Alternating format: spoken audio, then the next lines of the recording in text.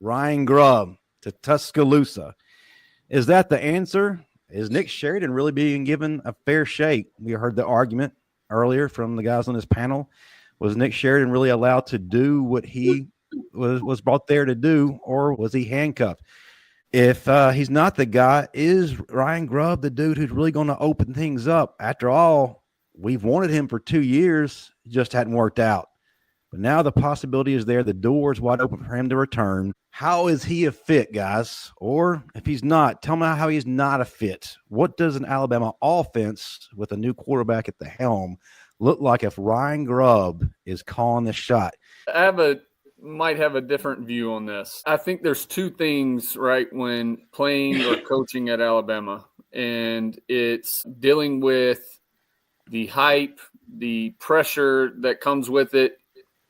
I think if Kalen makes that change already, and I'm not saying it's not warranted or anything, and I'm not saying if the change does come that it would be bad. I think you fall into the trap of letting the pressure of coaching at Alabama get to you a little bit. I don't think it's warranted for a complete overhaul of coaches after 1 year, because now, just to me, a former player, a fan, alumni of the university, like I think if you allow that to happen, you're falling into the trap of, damn, the pressure's getting to me. He starts to sweat a little bit.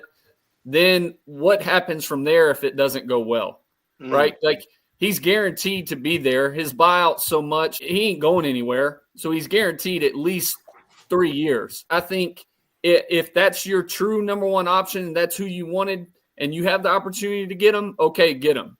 But if there's a question in your head, I think there's nothing wrong with allowing Nick to have one more year, being able, if he's coming to you saying, hey, I feel like now I'll be able to run my true offense, or, having a guy at the helm that's different from a passing standpoint, then I see nothing wrong with that. I just worry about falling, and we've all dealt with this, right? Like, being at Alabama, playing there, it's a ton of pressure. And if you cave to the pressure that this place will bring you, they'll eat you alive off of that as soon as something goes bad. So I don't think, me personally, you make an overhaul and change, because I think you're sending out signals of, damn, after 1 year and you lost 4 games, it's getting to you already. It's going to be a long road for him if that's the case, because just the way college football is now, you're not guaranteed to just have a dominant year anymore and build guys and keep them in the program. A lot of these, I'd say probably 90% of these dudes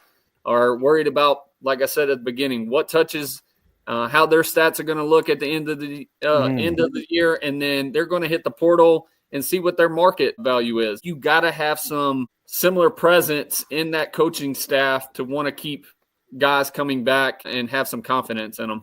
One of the best things that Coach Saban did for the most part was continuity. Yep. And he kept the same offense, even if they brought in new coordinators. You guys remained the same, and you understood everything, because he knew that it's easier to change one person instead of chasing all 85 of everybody doing everything. But just being around the NFL and being a general manager myself, one of the things that suck is going into your second year firing both coordinators. I don't care if they're or they're the real coordinators. You're showing everyone that you made a bad hire. And to me, when you get the job for the first time, you have to get it right, irregardless of what it is, because now everyone's looking at you and saying, was he really the patsy, or was he the fall guy? Or, Coach, I thought you were the offensive guru, and if it does screw up, take it up on yourself and lead the way. But if Ryan was the guy that he wanted, I'm all in favor of getting the person that you wanted first, so it can all work out for you and run the offense that you want, because at times you looked at Coach DeBoer on the sideline, he didn't know what the hell was going on. So if his guy's there and he can go get him, hats off to you, go get it done and put your best foot forward, and hopefully Ty is the right guy to run your offense that you want. Well, first off, he was the guy we initially wanted in the first place. He didn't come.